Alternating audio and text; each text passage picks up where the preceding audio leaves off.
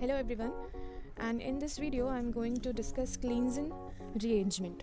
So Klein rearrangement is uh, divided into two types of rearrangement, that is in ortho rearrangement and para rearrangement.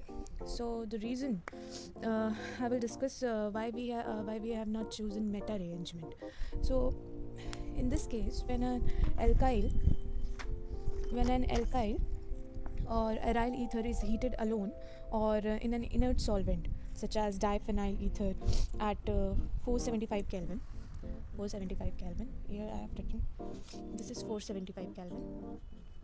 So 475 Kelvin, it undergoes a rearrangement called Klein rearrangement to form an allyl phenol.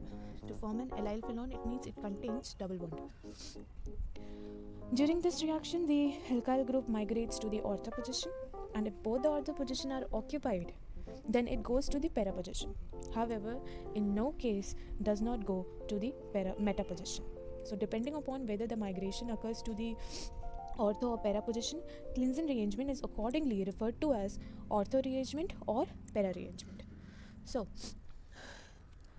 because in this case both the ortho groups are occupied, so the content, the substituent, it get directed to para position.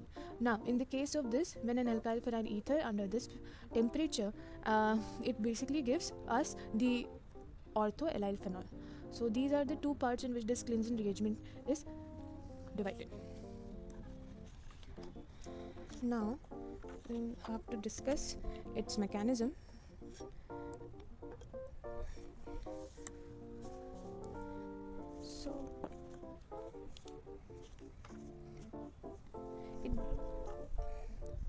So the mechanism of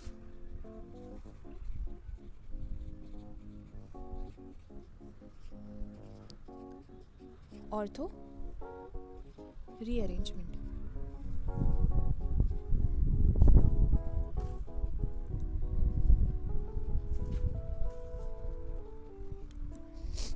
So this reaction does not require any catalyst, and because it does not require any catalyst, this reaction is also known as pericyclic reaction. It means pericyclic, that it is concreted reaction which occurs through a cyclic transition.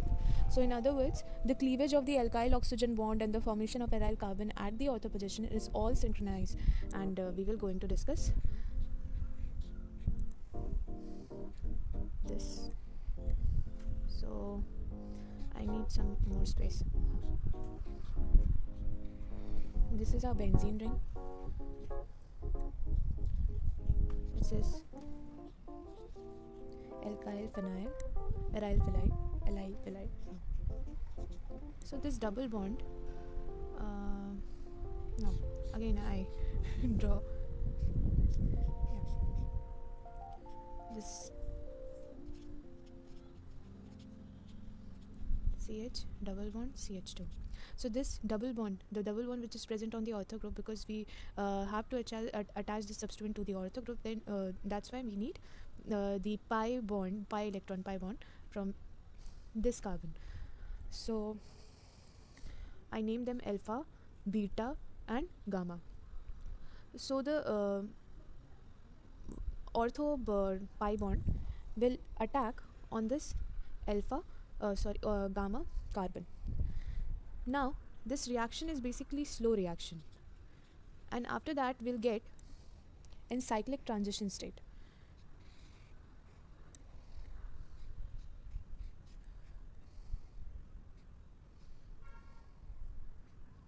This is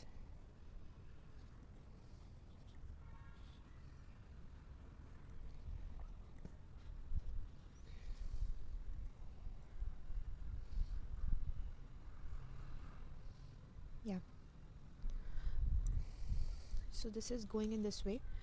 What happens when this double bond attacks at the gamma carbon? Then, as we all know, there is a cyclic formation. There is a cyclic transfer of electrons will take place. Now, this particular state is shown in the form of cyclic transition.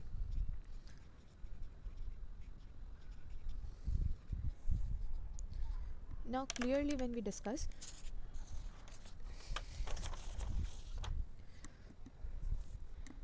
we'll get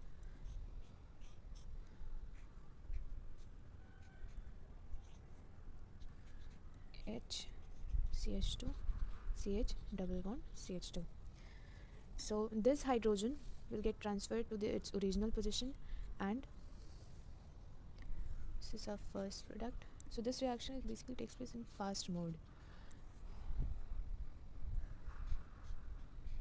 We'll get our desired product, that is one CH2 ortho allyl phenol. So the cyclohexadiene intermediate, which is I named it first, this formed undergo tautomerism to form the more stable alkyl phenol. So from this mechanism, it is evident that during this rearrangement, it is the gamma carbon of the allyl group with respect to the oxygen atom which gets attached to the ring carbon. So in other words, during ortho rearrangement, alpha and gamma bonding is reserved. So this is supported by tracer studies also. So thus when allyl phenyl ether having C14 tracer at the gamma position was subjected to the Cleansen rearrangement, and the rearranged product that had the 14 carbon tracer attached to the ring. So this basically occurs in this one when they took this part, and this is, as we know, alpha, beta and gamma. So what I'm saying, at this gamma position, this carbon is C14, so it acts as its tracer carbon.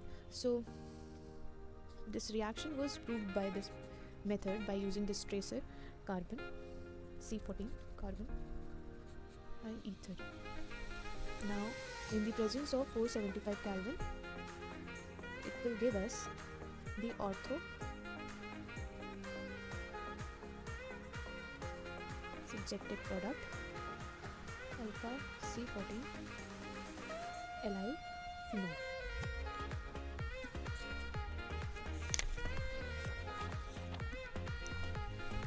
Now similarly, when propylphenol ether CH3 phenyl ether 475 Kelvin OH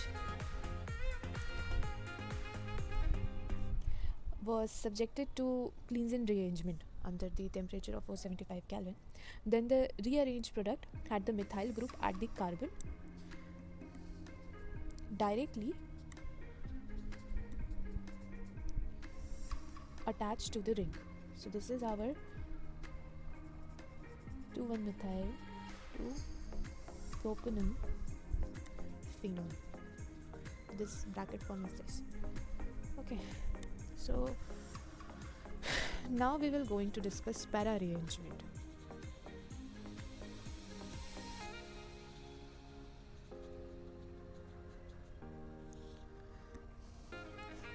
So unlike ortho rearrangement, which occurs in one step, para rearrangement occurs in two steps. So in the first step,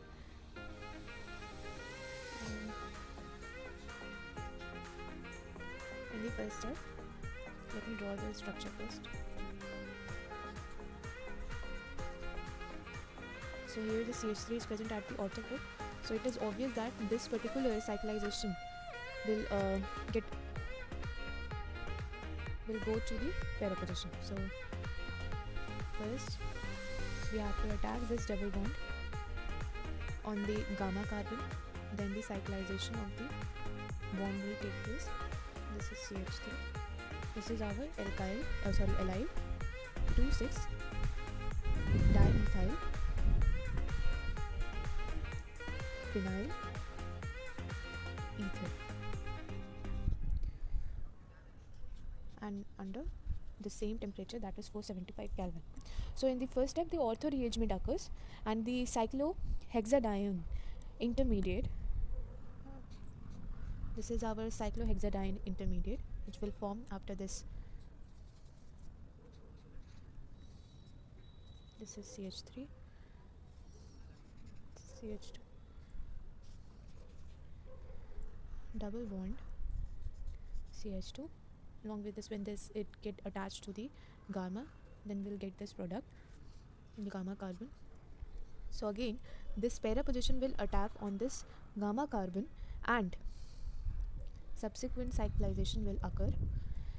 So this is our, I'll take it as it is. So this is our cyclohexadienone intermediate. So this is an intermediate which is going to form after this.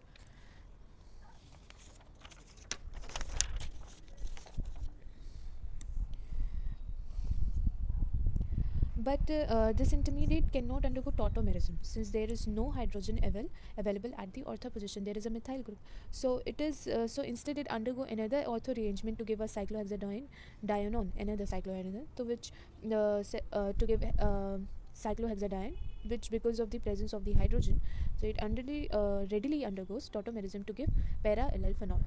So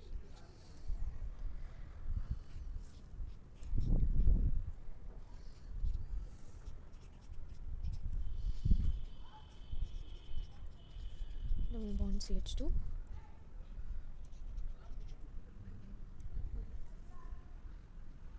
This particular bond will attract it to the upper position, and then by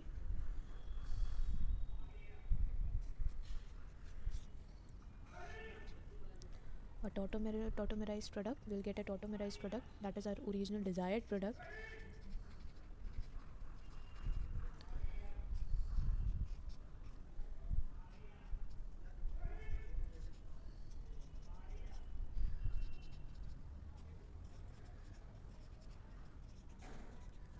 Four allyl 2,6 dimethyl phenol. Thus, in the para rearrangement, one inversion is followed by another inversion. Hence, there is no net inversion in the position of the substituent with respect to the starting compound. For example, if I'll take total 2,6-dimethyl phenyl ether,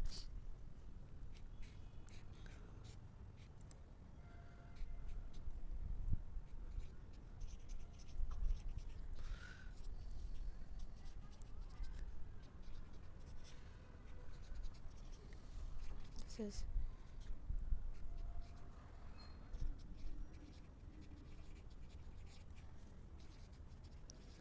phenyl ether,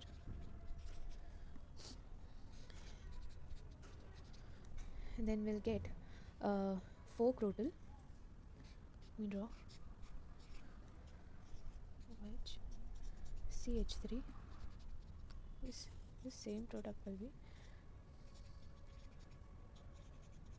So this is our 4-crotyl. 1, 2, 3, 4, 5, 6. 2,6 dimethyl phenyl. So this crotyl is at the 4th position, 2nd, 3rd. So the numbering will going to start with this OH, with the functional group. So this is how we'll get. This is the complete mechanism of Lenzing rearrangement. So thank you so much, everyone, and I request you to please share your views. If you have any query, then I'll give my email ID in the description box. So just ping me a message over. Thank you.